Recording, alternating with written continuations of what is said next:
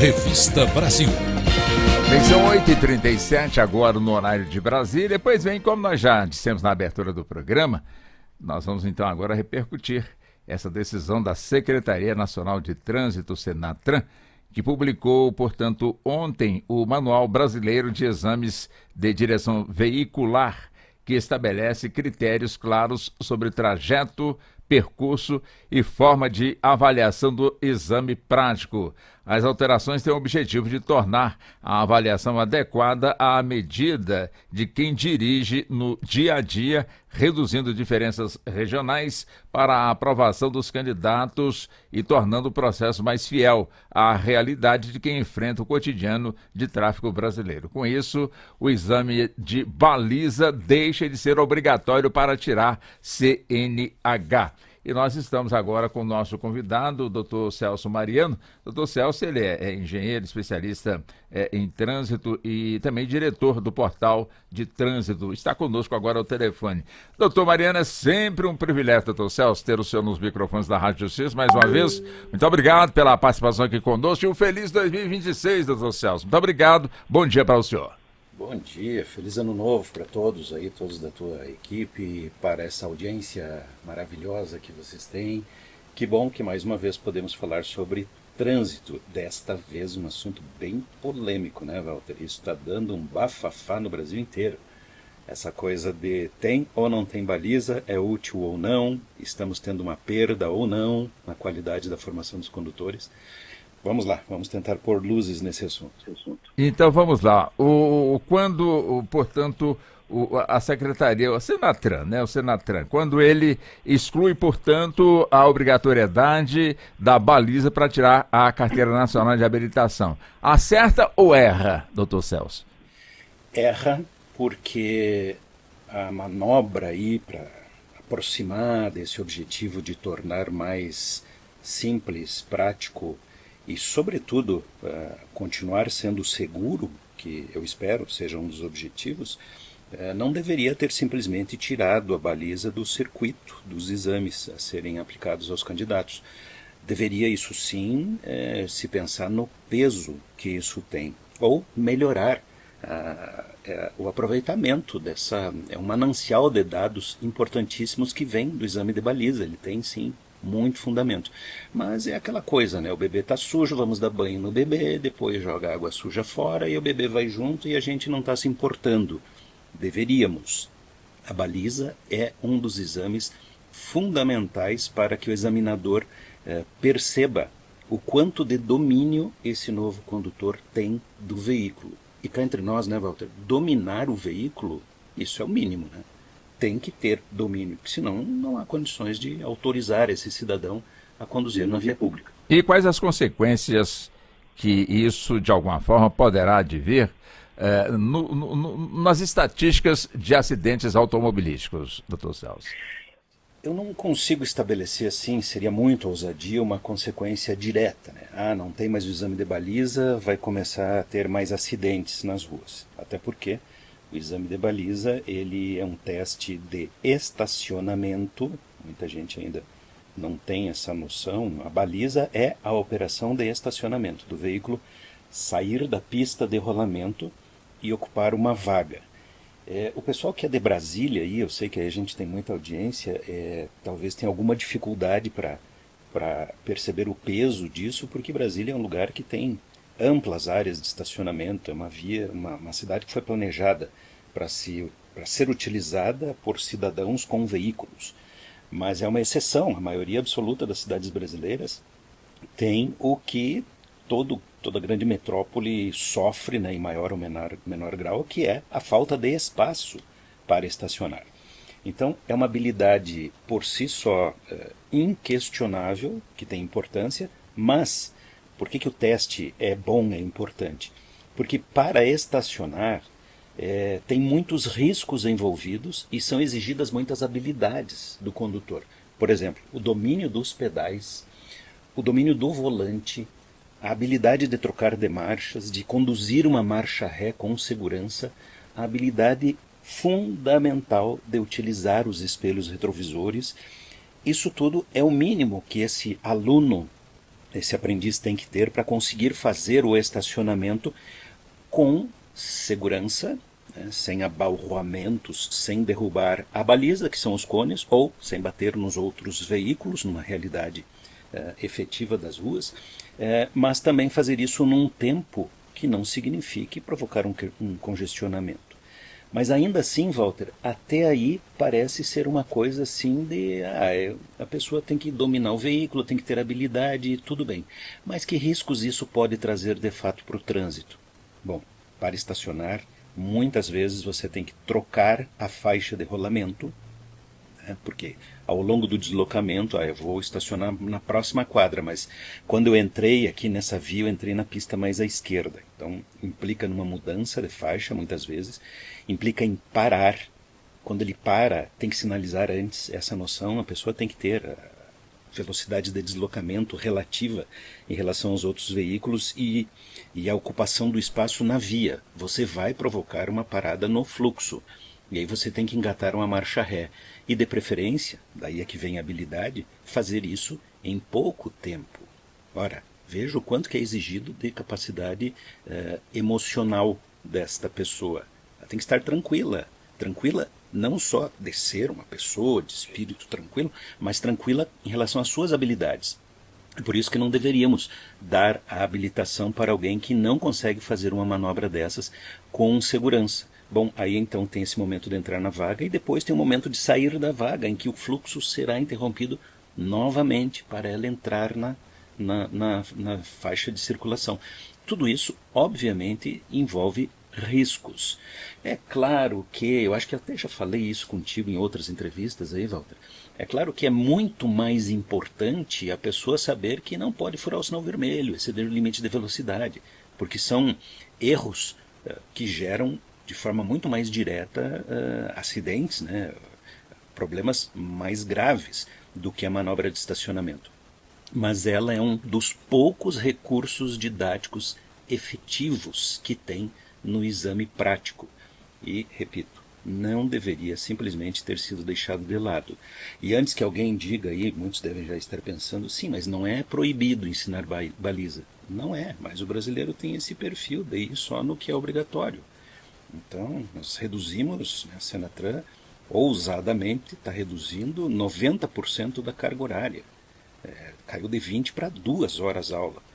Ensinar baliza, olha, se pegar um aluno do zero, não tem a mínima possibilidade de ensinar estacionamento.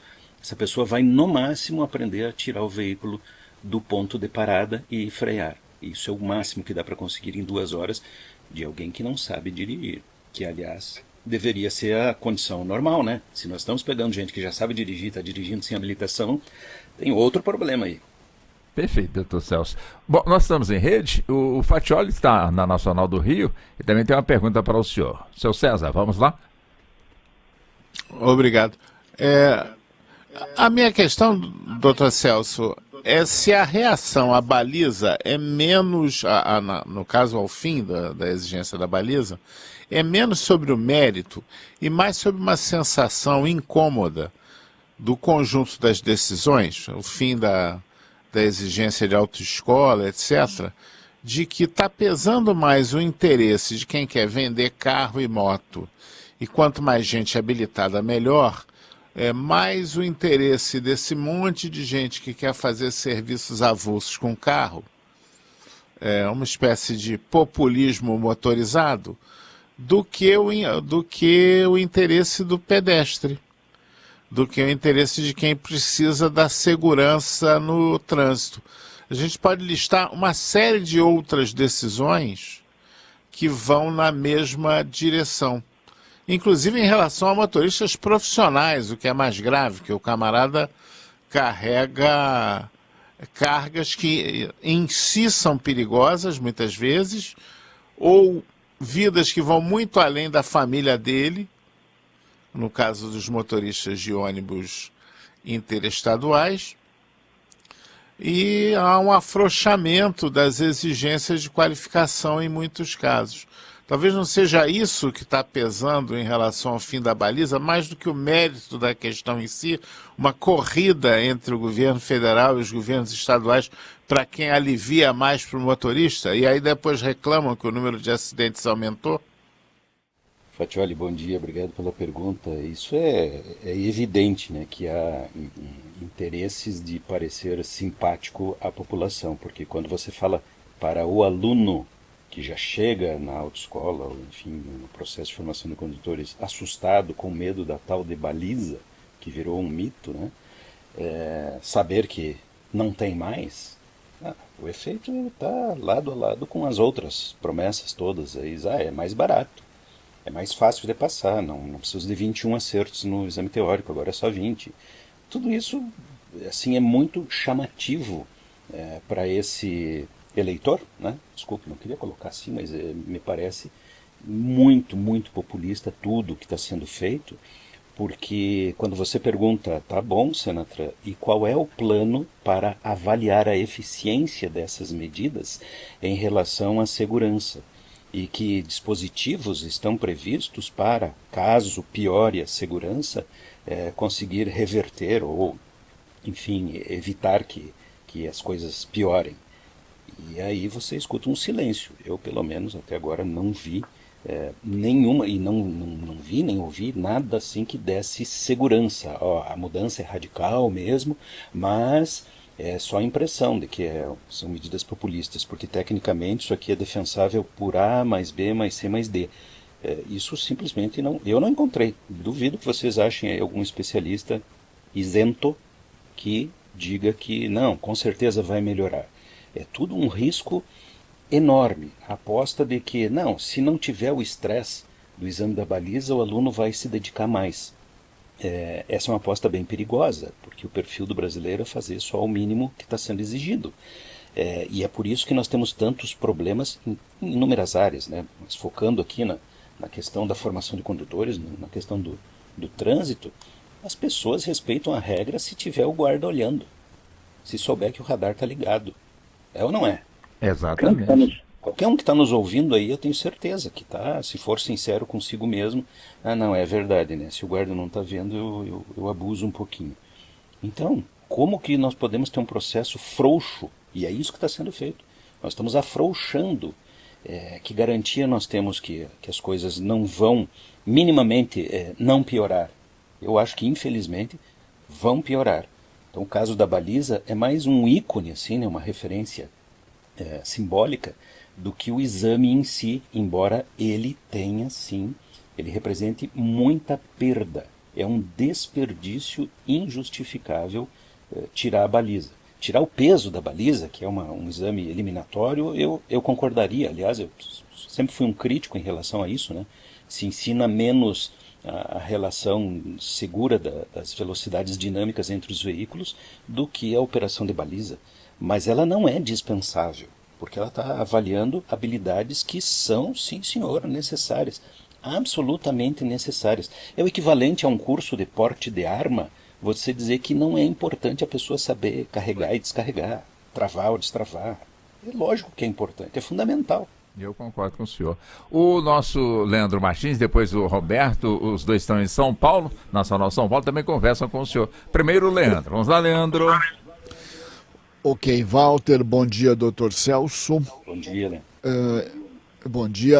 Bom, são duas situações, né? Uma é a permissão para o carro automático, que me parece até um sinal dos tempos, uma evolução, já que hoje tem muitas pessoas de idade avançada dirigindo, enfim, vão usar o carro automático e poderiam fazer a prova. Não vejo um problema maior, só não poderiam, claro, pegar o carro não automático, que aí é outra habilidade. Agora, essa questão da exclusão da baliza, doutor Celso, eu lhe pergunto, existe algum amparo na legislação de trânsito de outros países, ou da onde foi tirada essa decisão de eliminar a prova de baliza?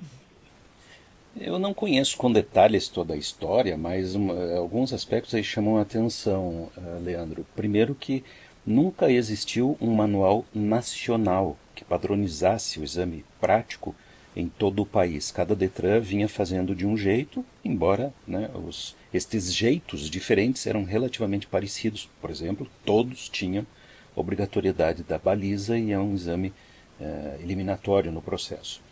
E nesta semana foi publicado finalmente um manual nacional.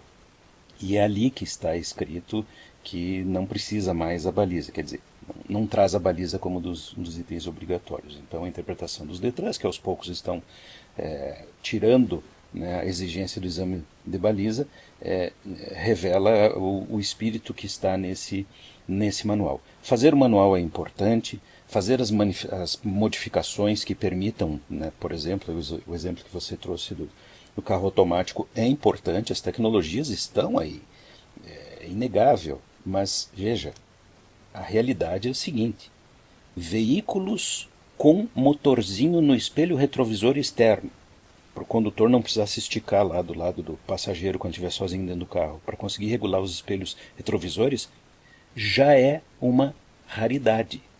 A maior parte da nossa frota circulante sequer tem um motorzinho para ajustar espelhos. Quanto mais câmeras de ré, um controle assistivo de estacionamento. Então, só por isso nós já deveríamos jamais pensar em não ter o treinamento para estacionar veículos.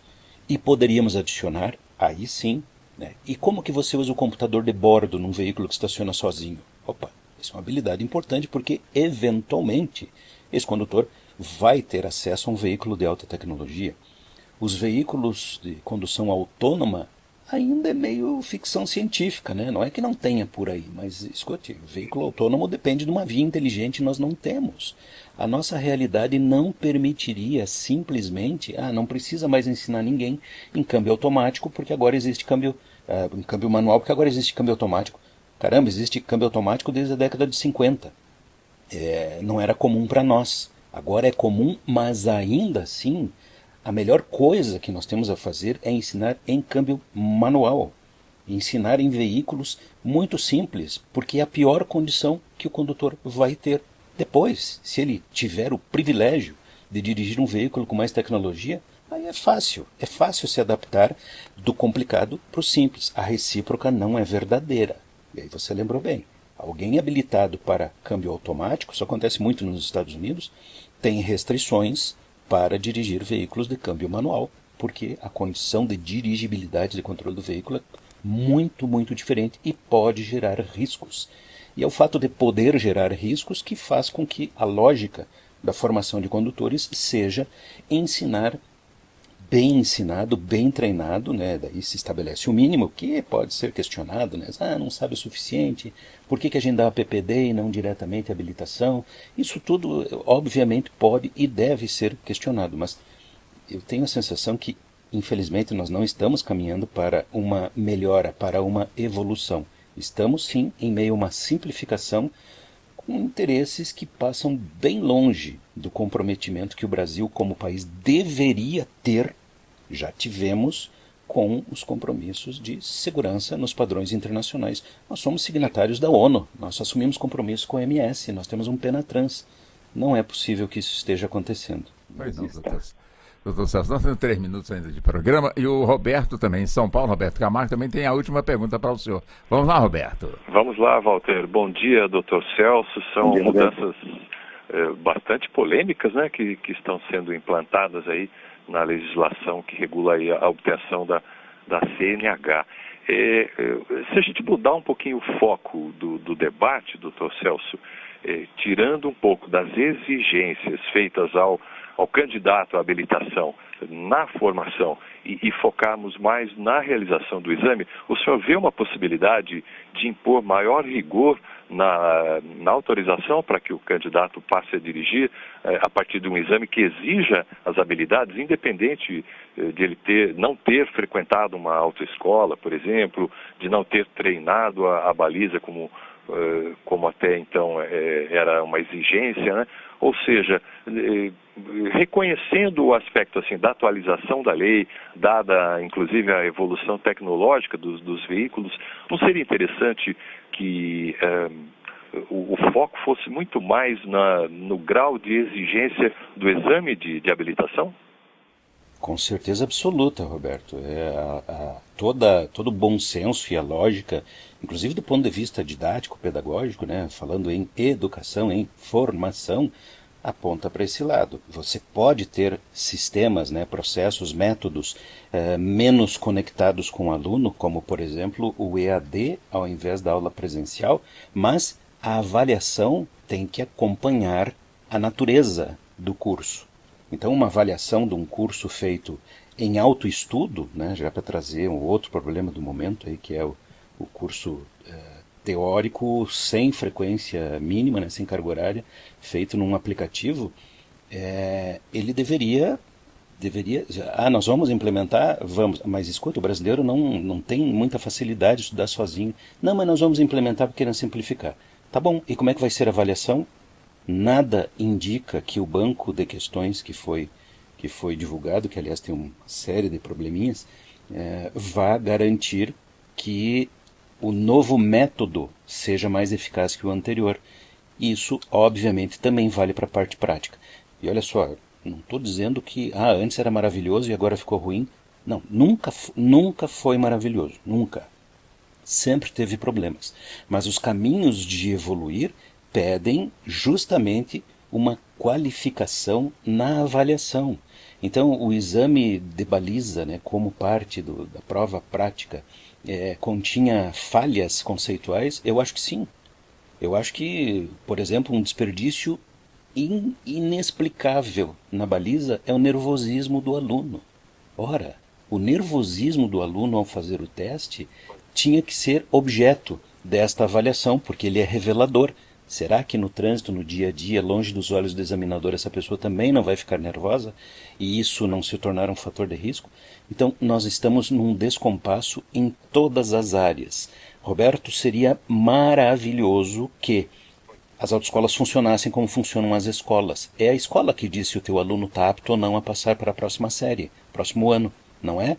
Isso não acontece na autoescola, que sempre foi tratada como um cursinho pré-vestibular. É assim que o nosso sistema de trânsito vinha tratando as autoescolas. E isso estava errado e continua errado. Aliás, acho que piorou. Pois não. Doutor Celso Bairena, é sempre um prazer e um privilégio muito grande ter o senhor aqui nos microfones da Rádio Nacional. Mais uma vez, muito obrigado pela atenção, doutor Celso. Obrigado a você, Walter, Faccioli, Leandro, Roberto. É sempre um privilégio também poder falar com vocês. Convido a todos para acessar o portal do trânsito. Lá tem muito mais informações sobre esses assuntos específicos. Abraço. Outro abraço para o senhor. Muito obrigado pela atenção. É isso aí, são 8h59 e meio, saímos para o intervalo. Voltamos em instantes. Até já.